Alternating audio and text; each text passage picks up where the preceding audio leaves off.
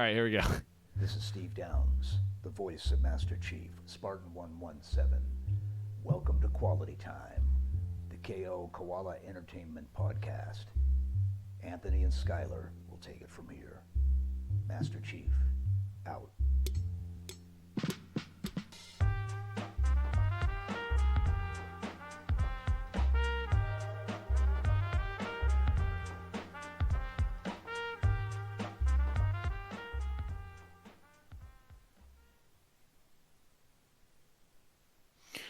Welcome to Quality Time. This is Quality Time, the KO Koala Entertainment Podcast. My name is Anthony Nicolosi. And I'm Skylar Sokol. I forgot what we were doing for a sec. All right. And this is, you know why I forgot? Probably because there's ghosts in the room. Because this is a spooky episode. I got my ghost Straight from shirt. hell. Ghost shirt on. Oh yeah, you do have ghost shirt on. I have red lights in the environment. If you're if you're listening to this, you should totally tune in on Twitch to see it live or on YouTube. Yep. Anyways, we'll cut the chit chat just because, like, in a good horror movie, we have to do what you think we're going to do, which is talk about horror stuff. Horror stuff. But more specifically, horror games. Horror games. Yes. Disclaimer to all watching. Anthony, why don't you tell us about your experience with horror movies and horror games? Yes. So horror games, my experience is a fat probably 20 minutes playing Resident Evil 2 at my friend's house growing up. Sick. So, all right. Virtually nothing playing. Horror as a genre in general to me is not super interesting. It feels like cheesy tension. Like they're cheating. They're just like trying to psychologically manipulate you into feeling something. But I often think it's pretty predictable. And that more or less the ways people go about scaring people, like my favorite things, at least like movie wise, like horror movies, are ones that are, I don't know, more psychological, like a thriller maybe is probably, they're more like psychological thrillers probably than they are horror. But so not a big horror guy, but I do think there are elements, especially on the front that I was just talking about, like the psychology that goes into horror experiences. What's your experience with horror games? Is it more than me? Yes. I really like horror movies in general, although I do agree with you. I think that horror genre can get cheesy and annoying if it's done poorly. There's a lot of requirements I have for a horror movie to be good, and I seek those out very specifically, and this is similar to horror games. I think the reason I play these games is, one, for like the atmosphere and just like that kind of design, and also the narrative. Okay. I'm not going into a horror game to just like, I'm not playing Five Nights at Freddy's. We'll put it that way. I don't even know enough about Five Nights at Freddy's to tell Five you. Nights at Freddy's is like a jump scare based horror game. You are like looking at cameras, trying to stop the puppets from coming towards you, and eventually they get to you and you're fucked, and then there's a jump scare. It's like there's no narrative, not really. It's just like what you were saying. It's cheesy tension awaiting a jump scare, basically. And there's like puzzle elements trying to figure out how to like understand how to beat the monsters, but it's not that interesting to me. Okay. Is it because the puzzles aren't very good in your opinion, or not very deep? Yeah, I think that's part of it. A lot of people like that game. Like, a lot of people tell me, like, "Oh, Five Nights at Freddy," but I don't know anything about it. Yeah, to me, it's really corny.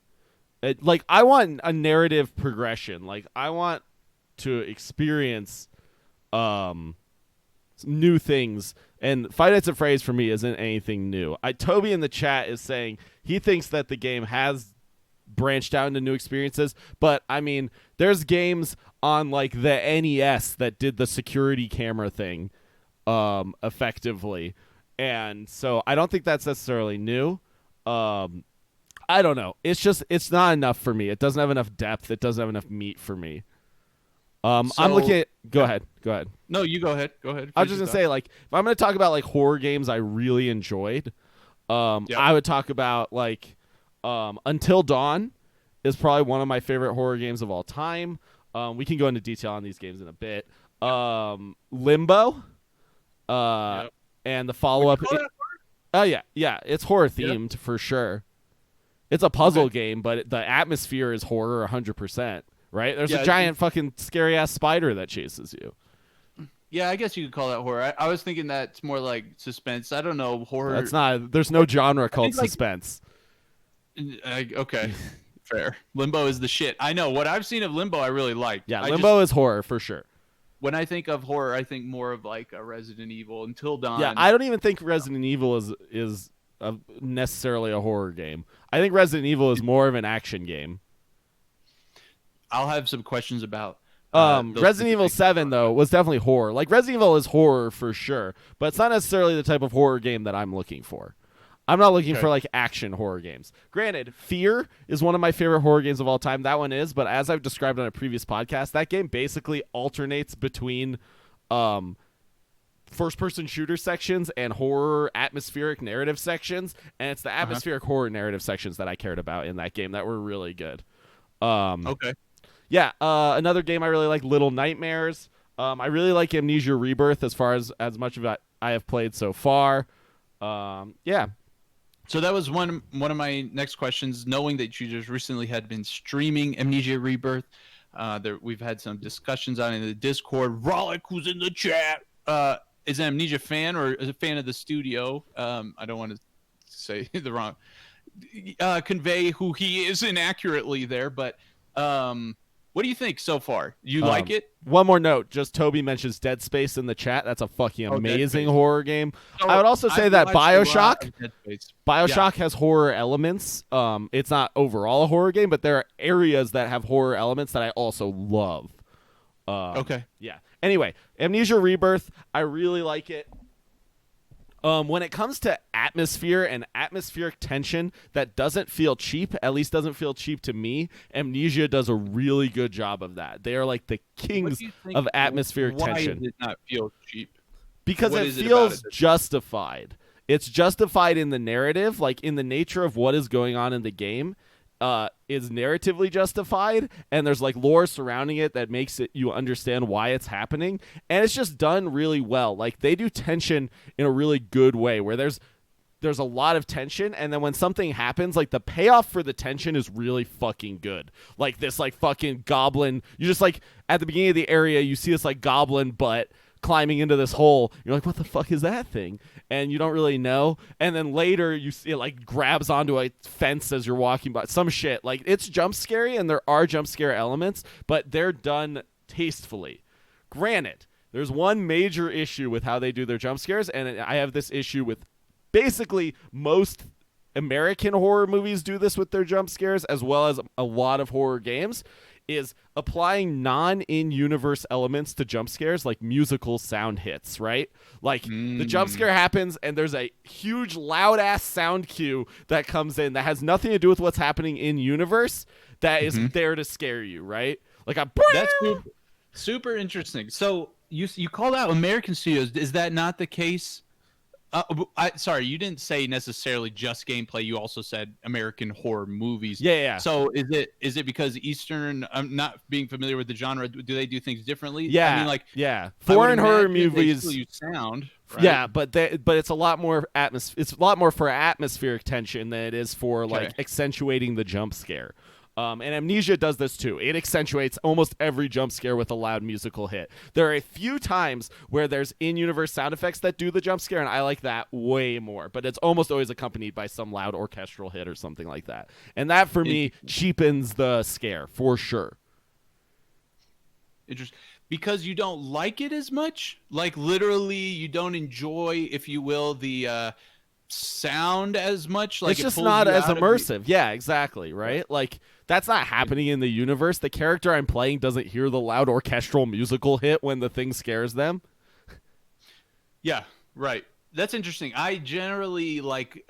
I know you feel that way about games in general. Yeah. You like on the sound front. You like when the sound has a reason in the universe, right? Right. Not just sort of, I don't know, contextualized. Overarching. It definitely sort of depends on the thing. game. As the game gets more arcadey, I care less about that. Like Doom, for example, I think the music is great. And the music has a place because Doom feels more arcadey to me, right? It's like a jump around shoot kind of arcadey game. Yep. But in an atmospheric, like, narrative experience where I'm trying to, like, get into the universe, experience the lore and the story, and that's what's literally driving my motivation to play the game, I want that to be as, like, immersive as possible and in-universe as possible. That's interesting. Okay. So you what is the gameplay context? I was trying to think of a better word for it, but gameplay context you find yourself in Amnesia Rebirth. What I mean by gameplay context is like horror is a sort of like emotional theme that's running through the experience and that you'd expect because it's a horror game, but there are gameplay elements that you do while progressing through the game. So you know I'd say Amnesia is a combination of like a walking simulator-esque game, where you're just exploring areas, finding notes and lore, and trying to light shit up. And then occasionally there's monsters that spawn that you either need to hide from, or run from in some scenarios. There's like some set piece events that happen in some areas where like the monster starts chasing you, you have to run, you go through this whole thing. There was one spot where I was like diving into water and having to like wade through water and then come out while this thing was chasing me, and you just hear it fucking splashing behind you like super loud. That part was really, really well executed. But there's that, and then there's also puzzles, and this is like physics puzzles. This is a huge Amnesia staple. Like Amnesia the Dark Descent, the first game, like basically added this to the horror genre. It wasn't that common in horror games previously, but adding these physics puzzles to the middle of your horror experience, right? So like, for example, there's an elevator in one of these dark caves you're in, and you find it, and it's broken, and you need to go grab like a wooden plank board, and you grab that board, and then you bring it over to the elevator, and you have to literally lay it horizontally on the elevator to be able to go up the elevator. Okay. So that game's in 3D, so it's like 3D puzzle mechanics, plus it seems like a little bit of I don't know, I guess running can still fall under that walking simulator genre. Yeah, it feels more actiony in those moments though. Okay. It's not like walking simulator, it's not like walking simulator is like you're literally just exploring for the sake of exploring. This is not that, right? There's like action elements, I would say. So with that in mind, you brought up you made the comment about how Resident Evil is more of like an action game almost to you than it is a horror game. The earlier Resident Evils, especially Resident Evil 7, really pushed hard on the horror elements more than any Resident Evil game has ever. Okay. Or 6, whatever the last Resident Evil was. Yeah, 7. 7? Yeah. Wait, or 7, the new one. No, I don't know. I don't know. Yeah, whatever. Village. I don't. Village is 7, I think. So I think it's 6. Okay, so it must be okay. Maybe. I don't know. So action. Puzzle. What other like experiences have you seen? Dead Space is like, what would you call that? Third person action adventure? Yeah. Shooter, adventure? Shooter for sure. Yeah, it's shooter elements. Resident Evil similar, third person shooter-esque game. Right. Yeah. But Resident Evil 7 had nice sections where it was really like this exploration-based narrative thing. That's like my favorite thing about horror games. A horror game for me is basically just like a narrative game with more atmosphere or a different type of atmosphere. Yeah, that was something I was going to ask you about before. Like, it sounded like for you that was necessary. Like, there had to be a compelling narrative, and that narrative was what made you want to keep going. So, like, you're not in it just necessarily to get scared. Like, I have friends who they watch horror movies just for the like adrenaline rush of getting scared, if that makes sense. Yeah, totally. Not because they give a shit about the story or anything. It's just like to get scared. Right. And that's the kind of person who wants to play Five Nights at Freddy's, for the record. That game is perfect for that kind of person. Sean brings up a really cool point, actually. In the intro of Amnesia, there's text that literally says, you should not play this game to win. That's literally the first line of text the game shows you when you start playing the game. That's cool. And so if that's not like a definition of an exploration-based like narrative experience, I don't know what is, right? Right. Yeah, okay, cool. So for you, narrative is compelling. Have you ever played a first-person horror experience? Resident Evil 7. Oh, it was? Okay, I thought that was... Or 6. Or 6, whatever. Yeah. I loved that game. That game was great. Until Dawn is third person... I think Resident Evil, Layers of Fear. Layers of Fear is a first-person horror game that I really liked. Okay. I've played a lot of them, honestly, and I've really liked a lot. Like, there's a lot of really cool ones out there. All of those, I'm assuming, had good narratives that you enjoyed. Narratives, cool, like visual. I really like one thing I really like getting out of horror games is like cool visual experiences. Cool. That was another question I had coming your way, because I feel like that's something that the brain loves, like bizarre shit. Right? Yeah. There's even that whole cognitive bias we talked about runtime that I can't even remember right now. But makes sense, right? The brain is trying to figure out what the fuck this weird thing I've never seen before is, and we're like sort of designed to try and figure that out from a survival perspective. Blah blah blah blah blah. So like the horror genre can really go ham on that. The goblin ass that you see going into the crack, right? Right. The goblin, though. If you especially I know this is cheesy as fuck for a lot of people, but I don't remember when I watched it. I must have been younger, like 12 or whenever it came out. But in Signs, okay, okay, listen to this. That one moment where you like briefly see the alien on the roof and then it goes away. It's just like for a second. Right. I think part of the reason why when at the time I watched it, I was like, oh shit, was because like you only get this moment to like process this thing that you don't know what the fuck it is. You know what I mean? It's super effective, and like tons of horror games and movies use that trope for sure. I was wondering if that's like when that goblin was climbing up over the fence. Exactly That's a little bit the of same. what you Exactly see, right? the same. You just like see its foot, and you're like, "What the fuck was that?" Or you see a shadow, right? Yeah, exactly. And then eventually you see the whole thing, and the payoff is can be really good, and that like makes a good horror experience for sure. Another game I played recently that I beat, Control, I think has a ton of horror elements as well. Interesting. Especially near the ending and some of those like areas you're in, and those are so cool visually. Like I think the visual atmospheric like experience is one of the best things about horror games to me that you don't get as much elsewhere. Like Layers of Fear, you walk into like a child's room and there's like a carousel like mural that's like making like music, and then it like slowly like expands into this huge thing. Like it's just crazy. Like, you know, just like fantastical atmospheric horror things happen in these games. That's really fun. Yeah. Another interesting thing, like that movies have the advantage of this, but games don't. Like what thinking again about that goblin climbing over the fence section.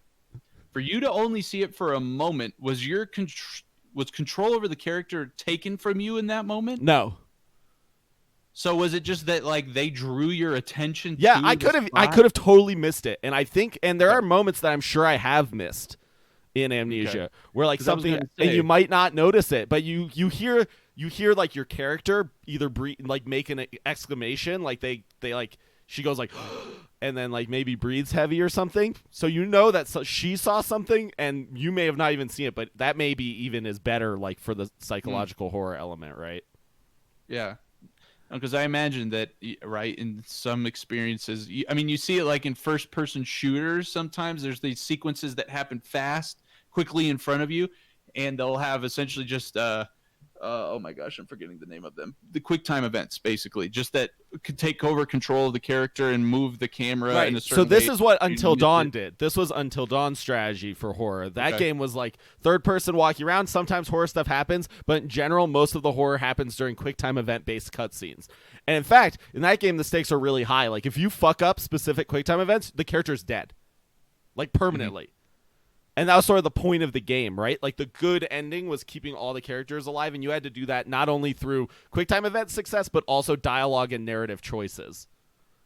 Interesting. Which was a really cool element of that game. I played that game in a group of people in person, and every dialogue choice we would all like contribute to what choice we should pick. And that game also has dialogue choices that are timed, like there are ones that where you have to decide really fast, which also adds to that sort of tension, right? You guys are all in the room together, like, what do we say? Exactly. It's really effective. Shoot, you just said something that had me thinking about. Yeah, Sean mentions the Telltale Walking Dead series, which is another very popular horror series. And that game also did similar things. It was basically a walking sim that had QuickTime event and dialogue choice-based cutscenes, and people loved that game because it was really good narratively. Right, that's what I heard. So imagine if Until Dawn had the same QuickTime events, but if you lost, like if you fucked them up, the character didn't die. You maybe just like reverted back to a checkpoint or something. Would you be?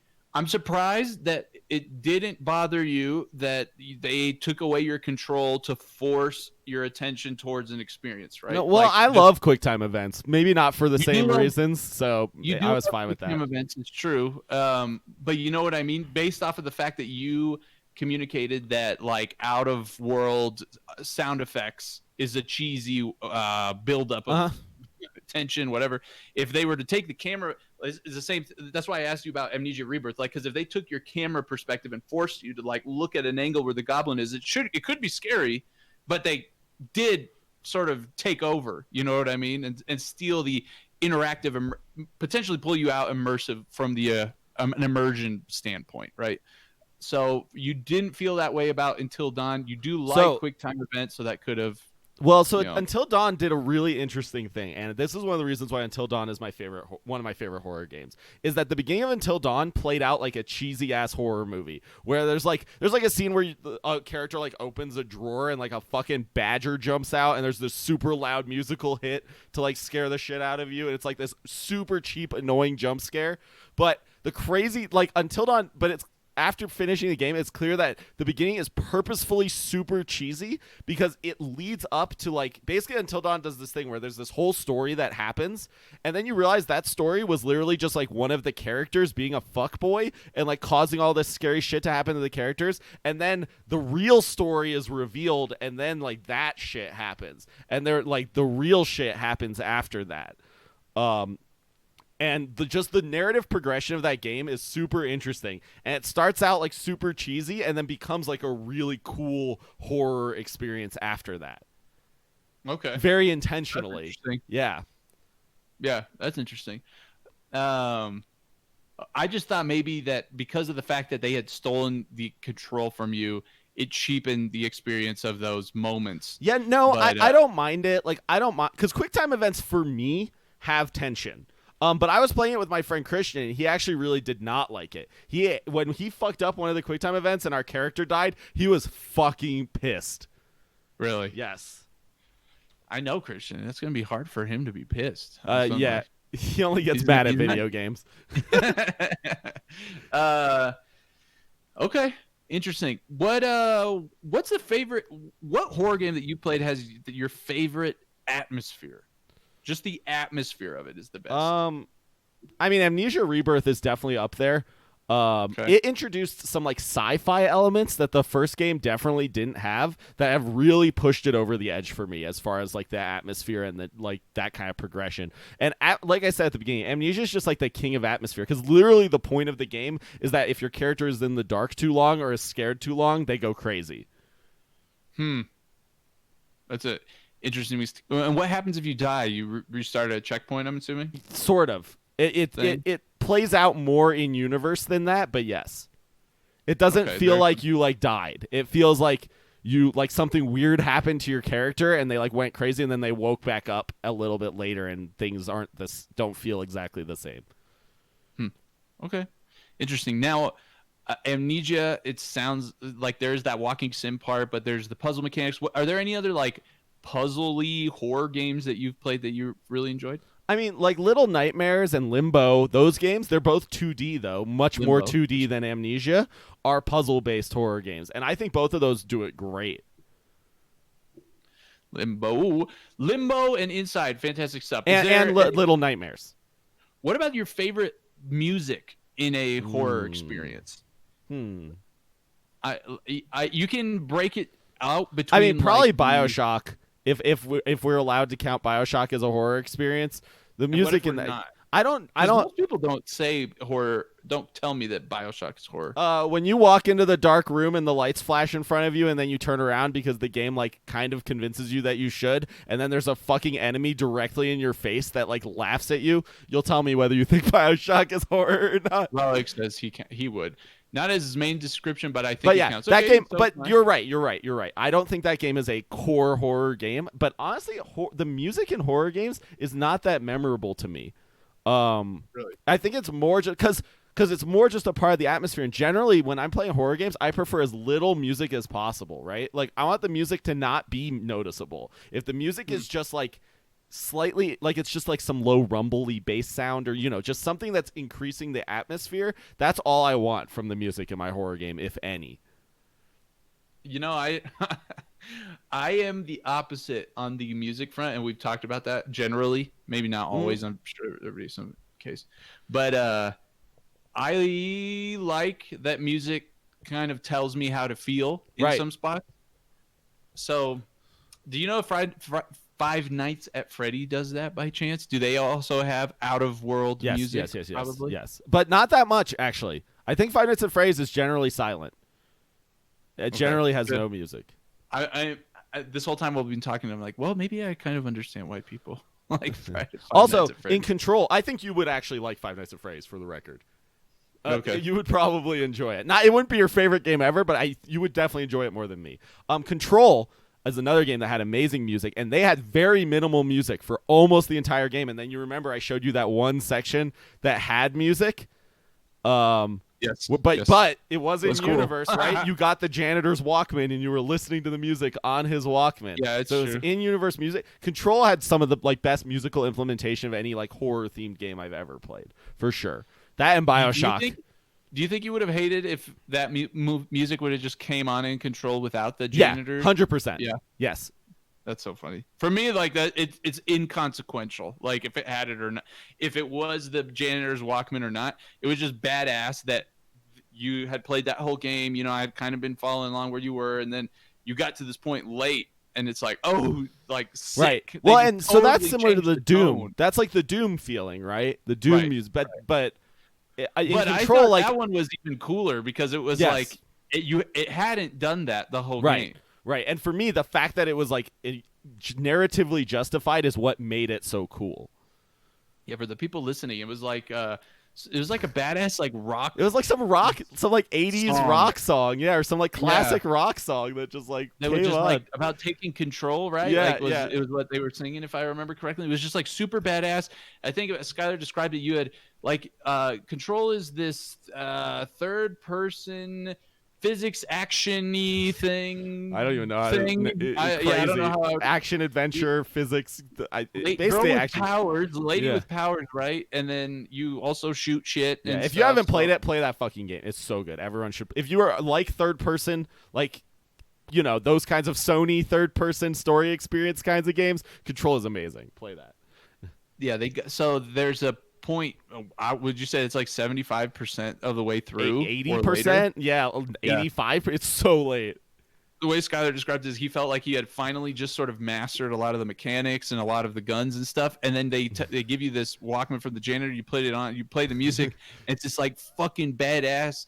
Like, let's kick everyone's ass music, and you just beat the shit out of everybody. Yeah, you go through this whole section. It reminds me of that Halo section you were talking about with like the flippant music. It was similar vibe. It's that power fantasy, right? Right. You had just gotten to the point of being able to sort of you like had all the powers. You were like mastering everything. Yeah. In a way that's like maybe more compelling. Like you had finally arrived to like you had earned the power fantasy, if you will. Right. Because you finally were at the point where you could do it.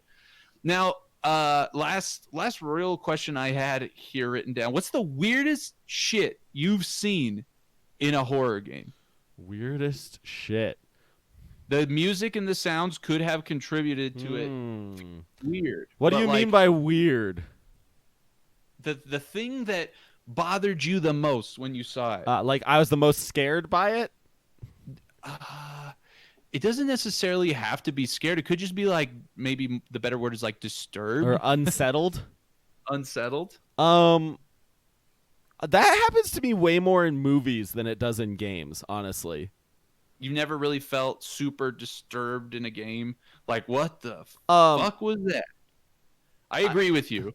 The Until Dawn like second half story kind of does it. Like the way it's revealed and what happens is really cool and unique and interesting. And as you find stuff out, it's really cool. But I don't know if I would say that was like utterly disturbing. I mean, there's like scary monsters in some games, right? Like the ghoul that Sean is talking about in Amnesia Rebirth is super intense. there's some sections and like layers of fear and stuff that are like pretty unsettling.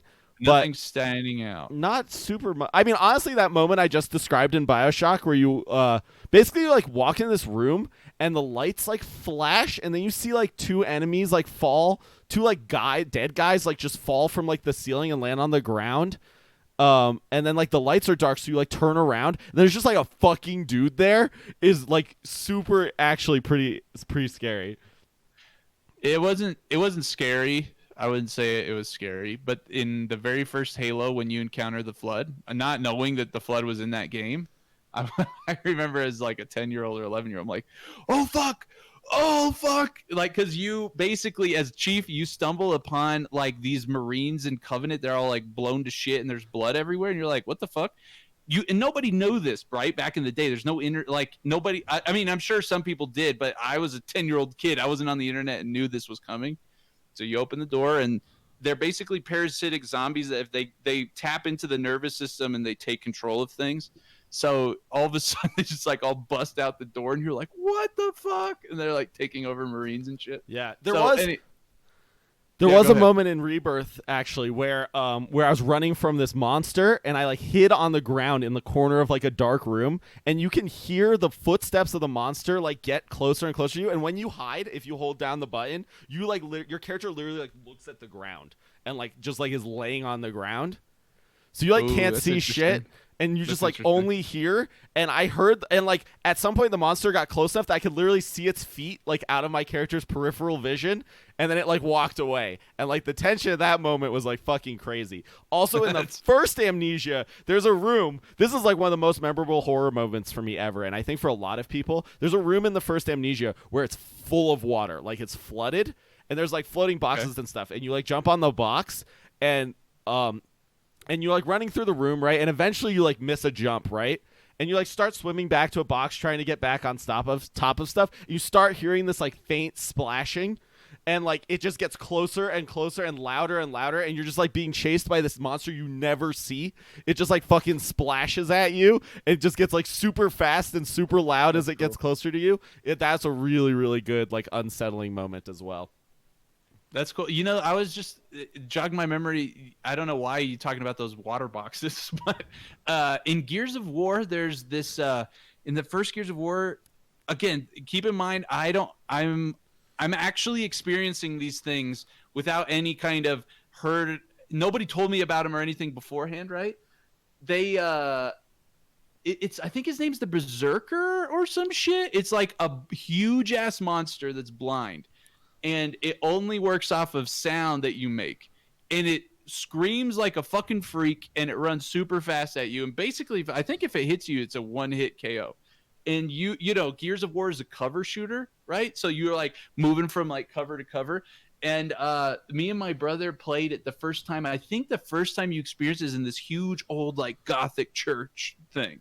And it's really dark, and this thing's fucking in there.